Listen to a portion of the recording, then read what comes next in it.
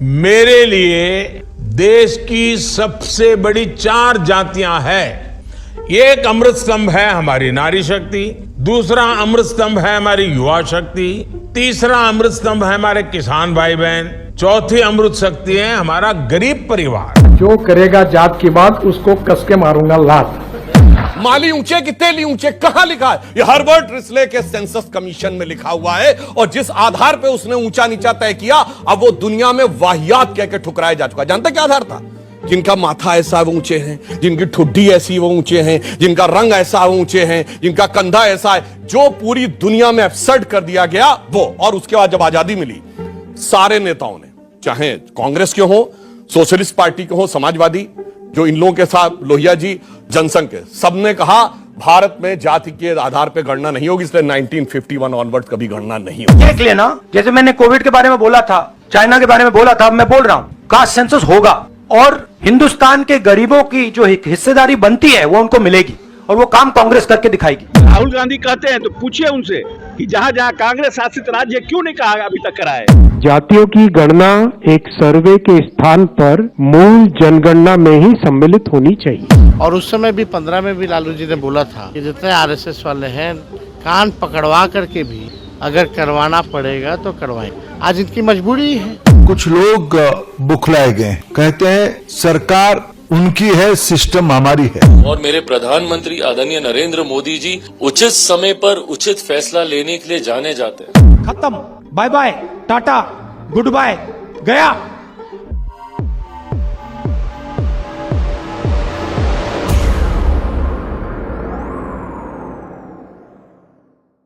आज की सबसे बड़ी खबर, केंद्र सरकार ने आगामी जनगणना में जातिगत जनगणना को शामिल करने का ऐतिहासिक फैसला लिया है।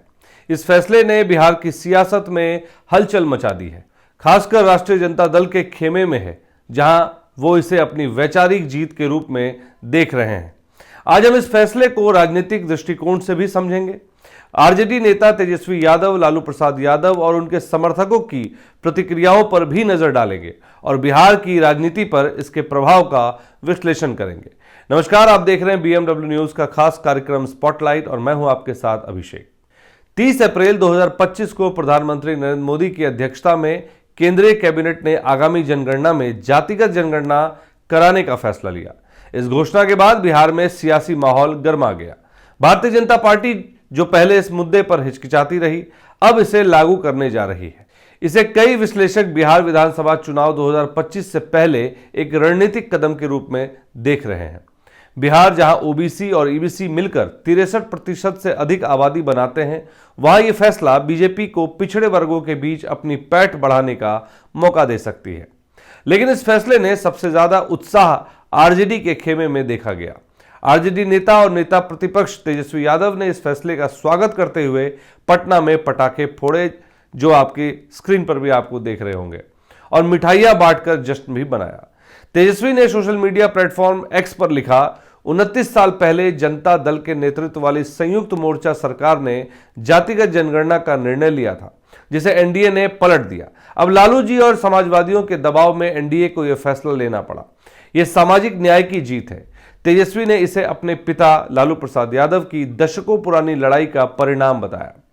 आरजेडी सुप्रीमो लालू प्रसाद यादव ने भी इस फैसले को अपनी वैचारिक जीत करार दिया। उन्होंने एक्स पर कई पोस्ट किए, जिसमें कहा, हम समाजवादी 30 साल पहले जो सोचते हैं उसे दूसरे दशकों बाद अपनाते हैं।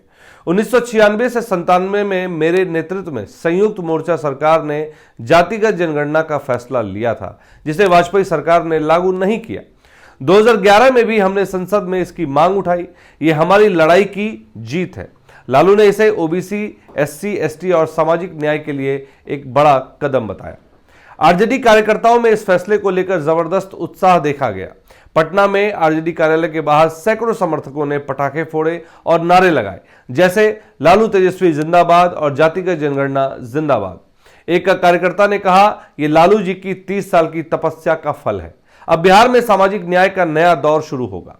सोशल मीडिया पर भी आरजेडी समर्थकों ने इसे ऊंची जातियों के प्रभुत्व को तोड़ने और 85% आबादी को उनका हक दिलाने की जीत बताई है। आरजेडी का दृष्टिकोण साफ है। वे इसे सामाजिक न्याय और जितनी आबादी उतना हक कि अपने नारे को मजबूत करने का अवसर मानते हैं। तेजस्वी यादव ने कहा कि यह फैसला विधानसभा, लोकसभा और अन्य संस्थानों में ओबीसी और ईबीसी के लिए आरक्षण बढ़ाने की दिशा में पहला कदम है। उन्होंने यह भी मांग की कि सरकार जल्द से जल्द जनगणना की तारीख और प्रक्रिया स्पष्ट करे ताकि यह सिर्फ चुनावी स्टंट ना बनकर रहे। लालू यादव ने बीजेपी पर तंज कसते हुए कहा, जातिगत जनगणना की मांग करने वालों को, जातिवादी कहने वालों को करारा जवाब मिला है। लेकिन क्या यह फैसला बीजेपी के लिए पूरी तरह फायदेमंद होगा? बीजेपी की रणनीति में यह कदम आरजेडी और जेडीयू के जातिगत जनगणना के नैरेटिव को कमजोर करने की कोशिश है। 2023 में बिहार सरकार के जातिगत सर्वे ने दिखाया था कि ओबीसी, ईबीसी, एससी और एसटी मिलकर 85% आबादी है। इस सर्वे ने विपक्ष को एक बड़ा हथियार दिया था, जिसे अब बीजेपी अपने पक्ष में मोड़ने की कोशिश कर रही है। हालांकि आरएसएस और बीजेपी के कुछ नेताओं को डर है कि कहीं उनका ये हिंदुत्व एकता इस पर विचारधारा पर यह कमजोर कर सकता है। एक दूसरा पक्ष भी हम आपको भाजपा का दिखा रहे हैं। देखिए, जातिगत जनगणना को लेकर जब सरकार ने पहले मना किया था तो सुधांशु द्विवेदी, उसके बाद आपने सुना होगा नितिन गडकरी जैसे बड़े नेताओं ने अपने ट्विटर हैंडल पे और कई ऐसे कार्यक्रम के दौरान उन्होंने कहा था कि जैसे नितिन गडकरी का एक बयान काफी वायरल हुआ था कि उन्होंने कहा था कि जो जाति की बात करेगा उससे वो लात मारेंगे। उनका यह बयान काफी सुर्खियों में रहा।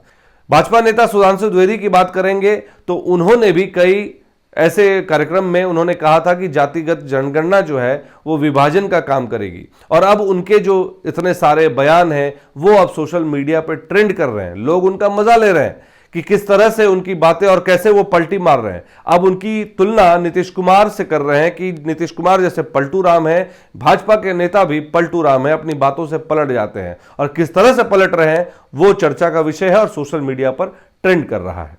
अब बात करते हैं आरजेडी के दूसरे पक्ष को लेकर। आरजेडी और तेजस्वी यादव के लिए एक फैसला एक दोधारी तलवार है। एक तरफ ये उनकी 30 साल पुरानी मांग की जीत है जिससे ओबीसी और ईबीसी वोटरों में उनकी लोकप्रियता बढ़ सकती है। दूसरी तरफ बीजेपी ने उनके सबसे बड़े चुनावी मुद्दे को अपने पाले में ले लिया जिससे तेजस्वी को नई रणनीति बनानी होगी। तेजस्वी ने इसे मजबूरी में लिया गया फैसला बताकर बीजेपी पर दबाव बनाने की कोशिश भी की है। तीसरा, बिहार में 50% आरक्षण की सीमा को तोड़ने की मांग फिर से जोर पकड़ सकती है। 2023 के सर्वे के बाद आरजेडी और जेडीयू ने आरक्षण को 65% तक बढ़ाने की कोशिश की थी जिसे हाईकोर्ट ने रोक दिया। अब केंद्र की मंजूरी के साथ यह मुद्दा फिर से गरमाएगा और सभी दल ओबीसी और ईबीसी वोटरों को लुभाने के लिए नए वादे कर सकते हैं। कुल मिलाकर जातिगत जनगणना का यह फैसला बिहार में एक नई सियासी जंग का आगाज है। आरजेडी इसे अपनी वैचारिक जीत मानकर उत्साहित है, लेकिन बीजेपी की रणनीति इसे अपने पक्ष में मोड़ने की है। बड़ा सवाल यह है कि क्या यह फैसला वाकई में सामाजिक न्याय की दिशा में एक कदम है या सिर्फ चुनावी गणित का एक हिस्सा? यह तो आने वाले समय में ही पता चल पाएगा। आप इस फैसले को कैसे देखते हैं? क्या यह बिहार की सियासत में बड़ा बदलाव लाएगा और आरजेडी की रणनीति को कितना मजबूत करेगा? अपने राय हमें कमेंट्स में जरूर बताएं और ऐसे ही ताजा खबरों के लिए बीएमडब्ल्यू न्यूज बिहार के साथ बने रहें। हमारी खबरों को लाइक करें, शेयर करें और चैनल को सब्सक्राइब करना ना भूलें। धन्यवाद। सूर्या हॉस्टल, एक बार अपने बच्चे को जरूर भेजें। सीमांचल का सर्वश्रेष्ठ हॉस्टल, 4ठी कक्षा से 10वीं तक कोचिंग एवं ट्यूशन निःशुल्क, बेहतरीन और हर सुविधा से लबरेज। हमारा पता है दलन कटिहार। संपर्क करें 7903-464641 पर। हमारा वीडियो अगर आपको अच्छा लगा हो तो आप हमारे वीडियो को लाइक करें, शेयर करें और हमारे चैनल को सब्सक्राइब जरूर करें।